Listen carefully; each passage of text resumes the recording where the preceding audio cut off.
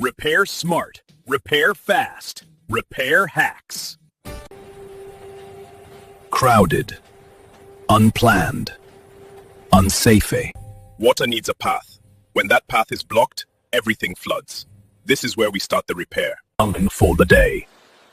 But this rail line is vital. It stays. So the question becomes, how do we rebuild without erasing lives? Invent foster. Not destruction. Preparation. The railway is upgraded, not removed.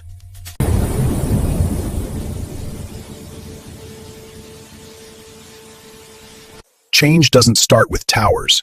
It starts with alignment, safety, and space. Building upward creates space for dignity. Jobs replace uncertainty. Here under Nepal. Even the air begins to change.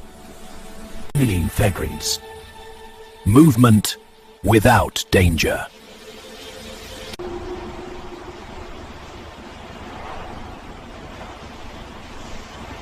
Out. The city finally looks back and assured.